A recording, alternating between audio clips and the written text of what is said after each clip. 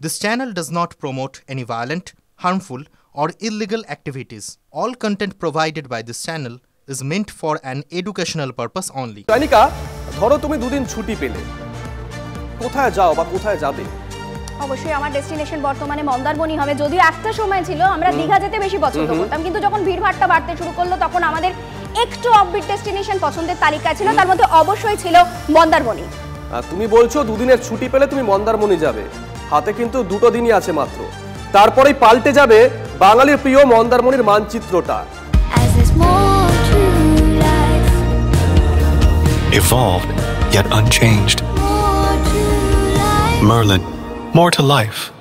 মন্দারমণির 140টি hotel, resort, homestay ভেঙে ফেলার নির্দেশ কোস্টাল রেগুলেটেড জোন ম্যানেজমেন্ট অথরিটির। বড় খবর এই মুহূর্তে, কেন এই নির্দেশ দেওয়া হয়েছে, নির্দেশ কার্যকর হলে কি হতে পারে, পুরো বিষয়টাই জানবো।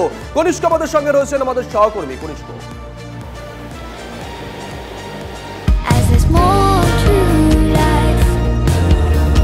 Evolved yet unchanged. Merlin, more to life. দেখো সব থেকে বড় জিনিস, আমি একটুখানি ছবিটা দেখিয়ে দিয়ে, পরপর মন্দারমণির যে চিত্র সেটা কিন্তু দিনের পর দিন বদলে যাচ্ছে। পরপর মন্দারমণিকে মানুষজন দীঘার থেকে বেশি ভালোবাসছে, যে কারণেই মন্দারমণি বাংলার যে পর্যটন মানচিত্র তাতে কিন্তু আলাদা একটা জায়গা করে নিচ্ছে। আর এখানেই হয়েছে সমস্যা। অন্তত পরিবেশ আদালত বলছে 2022 সালের যে 2022 সালের যে নির্দেশিকা, সেই নির্দেশিকা মতো প্রায় 140খানা হোটেল তারা কিন্তু ভাঙার নির্দেশ দিয়েছে। কারণটা কি? বিষয়টা হচ্ছে যে সিআরজেড অর্থাৎ কোস্টাল রেগুলেশন যে আইন, সেই আইন না মেনেই কিন্তু এখানে হোটেলগুলো তৈরি হয়েছে। তার মধ্যে শুধু যে প্রপার মন্দারমণি রয়েছে নয়, মন্দারমণি পর্যটন কেন্দ্র, এখানে রয়েছে শিলামপুর, পুরুষোত্তমপুর, সোনাময়ী, মন্দারমণি, দাদন পাত্রবাড়, একাধিক গ্রাম পঞ্চায়েতের যে মৌজা, সেই মৌজাতে কিন্তু মিলিয়ে প্রায় 140টিরও বেশি এখনও পর্যন্ত, অর্থাৎ আগামী 20 তারিখ যে ভেঙে ফেলার নির্দেশ দেওয়া হয়েছে তার মধ্যে কিন্তু এই মৌজাগুলো রয়েছে। এর পরবর্তীতে জেলা শাসকের কাছ থেকে কিন্তু আরও বেশ কিছু হোটেলের সংযোজন করা হয়েছে, অর্থাৎ 140টির জায়গায় হয়তো সেটা বেড়ে আরও একাধিক হতে পারে, হয়তো 150 হতে পারে বা 160 হতে পারে। তুমি তার কারণ হচ্ছে এই যে 140টা হোটেল, রিসর্ট বা হোমস্টে এক মুহূর্তে এক লহমায় ভেঙে ফেলার সিদ্ধান্ত, তাহলে এতদিন ধরে কি হচ্ছিল?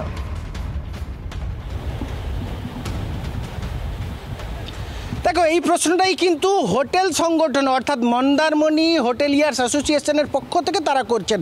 অর্থাৎ যদি তারা প্রকৃতপক্ষে গ্রাম পঞ্চায়েত, ব্লক, জেলা প্রশাসন, এনভায়রনমেন্ট ডিপার্টমেন্ট প্রত্যেকের যদি ছাড়পত্র না পেতেন তাহলে হয়তো হোটেলগুলো নির্মাণ করতেন না। সবথেকে বড় বিষয় হচ্ছে কর্মসংস্থান। এই মুহূর্তে বাংলায় যে কর্মসংস্থানের একটা ক্রাইসিস চলছে, সেখানে পর্যটন নির্ভর রেভিনিউ, অন্তত প্রাথমিক অনুমান মন্দারমণি থেকে প্রত্যেক মাসে সরকারের খাতায় 8 থেকে 9 কোটি টাকা রেভিনিউ জেনারেটেড হয়। সেটা বিদ্যুৎ দপ্তর হতে পারে, নানাভাবে এখানেই কিন্তু পরোক্ষ সরাসরি যুক্ত আছে 50,000 কর্মসংস্থান। অর্থাৎ যত হোটেল, 200-র বেশি হোটেল রয়েছে শুধুমাত্র মন্দারমণিতে। এইখানে যদি এত মানুষের কর্মসংস্থান এক মুহূর্তের মধ্যে যদি 140খানা হোটেল ভেঙে দেওয়া হয়, সেক্ষেত্রে কর্মসংস্থান অর্থাৎ লক্ষ মানুষের বেশি কার্যত রুজি রোজগারহীন হয়ে পড়বেন। এই বিষয়টা দর্শকদের জানিয়ে রাখি, 2022 সালে হোটেল ভাঙার নির্দেশ দিয়েছিল জাতীয় পরিবেশ আদালত। অভিযোগ, পরিবেশ আইন এবং উপকূলবিধিকে বুড়ো আঙুল দেখিয়ে একের পর এক হোটেল, লজ, রিসর্ট, হোমস্টে গড়ে উঠেছে। হোটেল ভাঙার নির্দেশ দিতেই কাজ হারানোর আশঙ্কায় 10,000 মানুষ কনিষ্ঠ যে কথা বলছিল স্পটে দাঁড়িয়ে। মন্দারমণির 4টি মৌজায় প্রায় 250-র বেশি হোটেল, রিসর্ট, লজ আছে। তার মধ্যে 140টি হোটেল ভাঙা পড়লে প্রচুর মানুষ কাজ হারাবেন, এমনটাই আশঙ্কা প্রকাশ করছেন তারা। কথা বলতে গিয়ে চোখে জল মন্দারমণি হোটেল সংগঠনের সম্পাদক অশোক আদকের। ডাইরেক্ট ইনডাইরেক্ট ধরি তাহলে 1 লাখের বেশি লোক থাকবে, ডেইলি রোজগার করে মানে উপকৃত হয়ে আছে। আমি তিল করে এক পয়সা করে কামিয়ে এই সংস্থাকে দাঁড় করেছি এবং মন্দারমণির মধ্যে প্রচণ্ড শ্রম দিয়েছি। ছোটের ভবিষ্যৎ অন্ধকার হয়ে যাবে যদি কালকে কিছু ঘটনা হয়ে যায়। তো আপনাদের কাছে করজোড়ে অনুরোধ, এটা নিয়ে আমাদের মাননীয় মুখ্যমন্ত্রী ম্যাডামের সামনে যান। সত্যি চিন্তার বিষয়, তার কারণ বর্তমান পরিস্থিতিতে দাঁড়িয়ে অগণিত মানুষ যে রুজিহীন হতে চলেছে তা বলাই বাহুল্য। আর এই জায়গাতে সরকারকে কাজ করায় তুলছেন কাঁথির সাংসদ সৌমেন্দু অধিকারী। হোটেল মালিকদের তিনি পরামর্শ দিচ্ছেন আইনি সহায়তা নেওয়ার। চোখের সামনে গড়ে উঠেছে, এই তো সরকার এর জন্য দায়ী। পুলিশ তোলাবাজির একটা ব্যবস্থা তৈরি করে ফেলেছে। এখানকার ওসি হয়ে যারা যান, আঙুল ফুলে কলা গাছ হয়ে তারা ফিরে যান। বেশ কয়েক হাজার মানুষ কর্মচ্যুত হবেন। এই বিষয়টাকে সহানুভূতির সঙ্গে দেখা দরকারে আইনি ব্যবস্থা যদি পরবর্তীকালে কিছু নেওয়া যায়। এদিকে হোটেল ভাঙার সিদ্ধান্তের বিরুদ্ধে হাইকোর্টে যাওয়ার ভাবনা হোটেল মালিক সংগঠনের প্রাক্তন সম্পাদক দেবদুলাল দাস মহাপাত্রের। আমরা হাইকোর্টে যাচ্ছি এবং হাইকোর্ট থেকে আমরা আশা করছি হাইকোর্ট আমাদের বিষয়টা শুনবেন, প্রকৃত বিষয়টা জেনে তারা সঠিক সিদ্ধান্ত দেবেন। হাতে আর মাত্র 2 দিন, তারপরেই ভাঙা হতে চলেছে প্রায় 140টি হোটেল, হোমস্টে, এবং যার জন্য কিন্তু খুব স্বাভাবিকভাবে চিন্তার ভাঁজ হোটেল মালিকদের কপালে।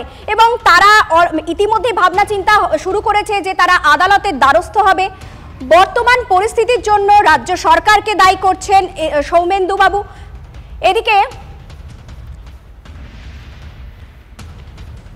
এদিকে শাসক দল তারা কিন্তু তাদের মতন করেই যুক্তি সাজাতে শুরু করে দিয়েছে। যদি আমরা চয়নিকা জানি না এর পরে অন্য কোনো ডেস্টিনেশন খুঁজে নেব কি না, কিন্তু আমার মনে হয় কতগুলো তথ্য, কতগুলো বক্তব্য এখনো পর্যন্ত অত্যন্ত প্রাসঙ্গিক হয়ে উঠেছে। যারা রুজি হারাতে চলেছেন বলে আশঙ্কা প্রকাশ করছেন তারা কিন্তু ইতিমধ্যেই চোখের জল ফেলতে শুরু করে দিয়েছেন। ভেঙে দেয় তোলে, আমরা কোথা থেকে খাবো, কোথা থেকে করবো বলো? আমরা তো গরিব মানুষ, কি করবো বলো? এইটাই আমাদের সব কিছু, এইটা না হলে কিছু হবে না। এই ঘোড়ায় যে চালায়। এদিকে বিষয়টি নিয়ে কি বলছেন রামগড়ের বিধায়ক অখিল গিরি, চলুন শুনি। নিয়ম না মেনে করেছেন, কেউ কেউ দোকানও করেছিল, অনেকটা অসুবিধার সম্মুখীন হতেই হবে। কিন্তু যেহেতু গ্রিন ট্রাইব্যুনালের আদালতের একটা অর্ডার আছে, ট্রাইব্যুনালের অর্ডার তো কার্যকরী করতেই হবে রাজ্য সরকার।